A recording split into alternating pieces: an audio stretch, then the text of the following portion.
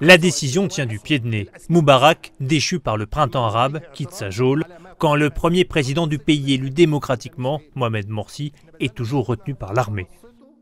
Moubarak a 85 ans, sa santé est fragile, il ne pèse plus politiquement. Sa liberté conditionnelle, à laquelle ne s'oppose pas le parquet général, est surtout symbolique. Pas de mansuétude pour autant, dès dimanche, l'ancien Raïs affrontera un nouveau procès en appel pour meurtre, lorsqu'il tenta en vain de mater les manifestants place Tahrir en février 2011. En première instance, il avait alors été condamné à perpétuité sous les vivas de la foule.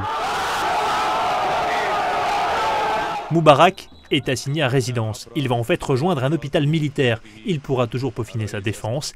Il va aussi être traduit en justice pour 2 autres affaires de corruption. Coïncidence de calendrier, le procès pour meurtre de Moubarak commencera le même jour que celui des dirigeants des frères musulmans accusés, eux, d'incitation au meurtre pour être intervenus lors de l'attaque du QG de la confrérie au Caire, quelques jours avant la destitution de Morsi. Moubarak d'un côté, Morsi et ses proches de l'autre, 2 trajectoires opposées qui se croisent aujourd'hui à la faveur du calendrier judiciaire. 2 dirigeants qui ont finalement plié face à l'armée, maîtresse du jeu, solidement ancrée au pouvoir.